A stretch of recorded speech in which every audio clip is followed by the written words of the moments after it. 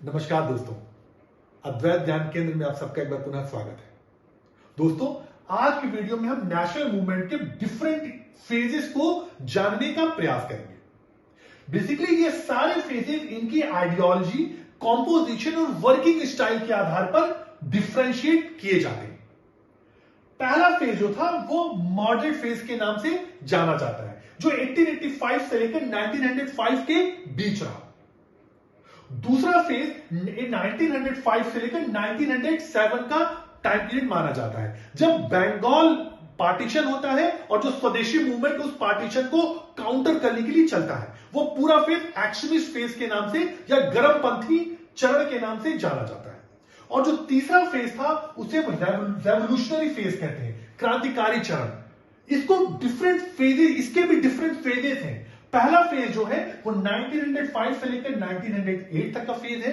दूसरा फेज जो है वो गदर मूवमेंट का फेज है। बेसिकली 1910 का डिकेड है, 1910 से लेकर 1915 तक का टाइम पीरियड सेकंड फेज का टाइम पीरियड कहा जाता है। और जो थर्ड फेज है वो HRA, HSRA और एसेट्रा, मतलब इंडियन जो रेवोल्यूशनरी आर्मी है, IRA, वो तीसरा फेज है। यहां पर एक बात समझने वाली है, ये तीनों फेज आपको जो अखिल भारतीय आंदोलन के पश्चात ही देखने को मिलते हैं। मतलब इसका क्या है, फर्स्ट फेज जब स्वदेशी मूवमेंट चल रहा था और वो अपनी जो उसकी डिमांड थी, जिस उद्देश्य को लेकर वो चला था, उसमें सफल नहीं हो पाया। उसके बाद ये पहला फेज स्टार्ट होता है। अगर बहुत ही सामान्य भाषा में बात करें कि इन तीनों फेज को हम आपको एक शब्द में बात करें तो पहला फेज क्या है, एक मुलाकात का फेज है कि आइए मिलते हैं। तो ये पहला फेज क्या होता है, इसमें पिटीशन, प्रेयर और प्रपोजल रखा जाता है, मतलब प्रार्थना पत्र रखे दिए जा रहे हैं, प्रतिवेदन और स्मरण पत्र दिए जा रहे हैं ब्रिटिश गवर्नमेंट को।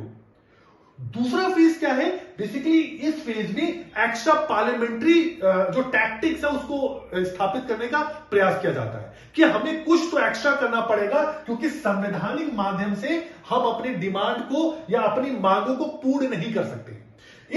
इस फेज में क्या होता है, बाइकॉट जैसे टैक्टिक्स इस्तेमाल किए जाते हैं कि हमें बाइकॉट करना है, ब्रिटिश संस्थाओं का बाइकॉट करना है, स्कूल्स का बाइकॉट करना है, जुडिशरी का बाइकॉट करना है। इस चरण में ये टैक्टिक्स इस्तेमाल किए जाते हैं, या इसको वर्किंग स्टाइल भी कह सकते हैं।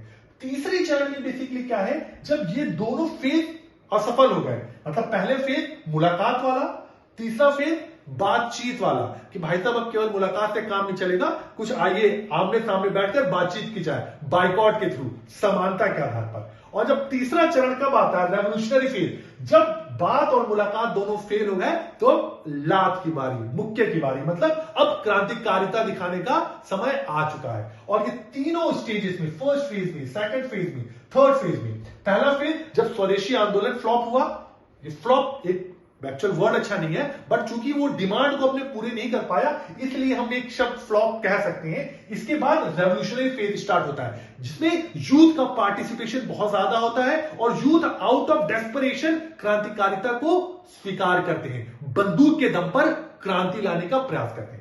दूसरा फेज कौन है, सेकंड फेज है, जिसे हम गदर मूवमेंट कहते हैं। इस मूवमेंट में क्या होता है कि बहुत सारे यूथ जो विदेशों में बैठे हुए थे, वो एक वॉयलेंट मूवमेंट भारत में लाना चाहते हैं कि भारत में छोटे छोटे जो क्रांतिकारी दल स्थापित हैं और बाहर बैठे हुए ये दल आपस में कोऑर्डिनेशन स्टैब्लिश करना चाह रहे हैं और ब्रिटिशर्स को वॉयलेंटली भारत से बाहर निकालना चाह रहे हैं। और तीसरा फेज कब होता है, जब नॉन कोऑपरेशन मूवमेंट अपने जो उसकी गोल था स्वराज का, जब उसको फुलफिल नहीं कर पाया, उसको अचीव नहीं कर पाया, तो ये फेज स्टार्ट होता है कि अब हमें कुछ एक्स्ट्रा करने की जरूरत है, बंदूक की जरूरत है। तीनों फेजेस को हम धीरे धीरे एक एक करके जाने का प्रयास करते हैं। मॉडरेट और एक्सट्रीमिस्ट फेज को हम विभिन्न आधारों के पर विभाजित कर सकते हैं। इनमें से कुछ जो इंपॉर्टेंट बेसिस है वो क्या है, ईयर 1885 से लेकर 1905 का जो ईयर है, टाइम पीरियड है, उसको मॉडरेट फेज कहते हैं। इसी प्रकार 1905 से लेकर 1907 का जो फेज है उसे हम एक्सट्रीमिस्ट फेज कहते हैं। दूसरा बेसिस क्या है, लीडर्स। मॉडरेट फेज के इंपॉर्टेंट लीडर्स हैं दादा भाई नौरोजी, फिरोज शाह मेहता और GK Gokhale, Gopal Krishna Gokhale. Extremist time period के जो इंपॉर्टेंट लीडर्स हैं वो हैं बाल गंगाधर तिलक, बिपिन चंद्र पाल और लाला लाजपत राय, लाल बाल पाल। कॉम्पोजिशन के आधार पर भी हम दोनों के मध्य विभेद कर सकते हैं। मॉडरेट में जो कॉम्पोजिशन था basically elite class of societies थे। समाज का जो ऊपरी वर्ग था वो मॉडरेट फेज के इंपॉर्टेंट मेंबर्स थे। एक्सट्रीमिस्ट फेज के जो इंपॉर्टेंट मेंबर्स हैं वो मिडिल क्लास या लोअर मिडिल क्लास को बिलोंग करते थे। स्ट्रेटजी के आधार पर भी डिफरेंशिएशन किया गया है। स्ट्रेटजी जो मॉडरेट की थी वो पिटीशन, प्रेयर और प्रपोजल की थी। स्मरण पत्र, प्रार्थना पत्र या शिष्टमंडल को भेजना। और जो एक्सट्रीमिस्ट थी वो एक्स्ट्रा पार्लियामेंट्री मेजर्स को स्वीकार करती थी, जिसमें जो सबसे इंपॉर्टेंट मेजर था वो था बाइकॉट। देखिए जो स्ट्रैटेजी है उसके पीछे इन दोनों की बेसिक आइडियोलॉजी भी इंपॉर्टेंट रोल प्ले कर रही थी। बेसिक आइडियोलॉजी क्या थी? मॉडरेट्स का ऐसा मानना था कि ब्रिटिशर्स का भारत में आना एक दैवीय अनुकंपा है। वो ब्रिटिशर्स के व्हाइट मैन बर्डन के कॉन्सेप्ट को स्वीकार करते हैं कि जो इंडियंस हैं basically they are illiterate peoples, उनको डेमोक्रेसी को रन करना नहीं आता है। ब्रिटिशर्स भारत में भारतीयों को सिविलाइज करने आए। इसी आधार पर इन्होंने ये स्ट्रेटजी को अपनाया कि धीरे धीरे पार्लियामेंट्री मेजर्स के द्वारा हम अपने गोल सेल्फ रूल को प्राप्त कर लेंगे। और वहीं दूसरी तरफ एक्सट्रीमिस्ट लीडर का मानना यह था कि ब्रिटिशर्स भारत का एक्सप्लॉयटेशन करने भारत में आए, वो कभी भी कोई ऐसा कार्य नहीं करेंगे जो भारत के हित में हो। इसीलिए उन्होंने एक्स्ट्रा पार्लियामेंट्री मेजर्स या बाइकॉट जैसे जो स्ट्रेटजी थी, एलिमेंट्स था, उनको अपनाया जिसे ब्रिटिशर्स को प्रेशराइज किया जा सके और अपने स्वराज के गोल को प्राप्त किया जा सके। मॉडरेट, एक्सट्रीमिस्ट और रेवोल्यूशनरीज के गोल को देखा जाए तो मॉडरेट्स का जो सबसे पहला गोल था जो वो अचीव करना चाह रहे थे वो एक्सपेंशन ऑफ लेजिस्लेटिव असेंबली से रिलेटेड था। एक्सपेंशन ऑफ लेजिस्लेटिव असेंबली का मतलब यह है कि उस समय ब्रिटिश टाइम पीरियड के अंतर्गत जो विधान सभाएं या विधान मंडलों को स्थापित किया गया था उसका विस्तार किया जाए और इस विस्तार के तहत ज्यादा से ज्यादा भारतीयों को उसमें प्रवेश या एंट्री प्रोवाइड किया जाए। सेकेंड गोल था उनका इंडियनाइजेशन ऑफ सिविल सर्विसेज का। लॉर्ड लिटन ने अपने एक्ट के तहत जो सिविल सर्विसेज की एज थी उसको घटाकर 19 इयर्स कर दिया था। रीजन ये था कि उनका मानना था कि कम से कम भारतीयों को सिविल सर्विसेज का पार्ट बनाया जाए।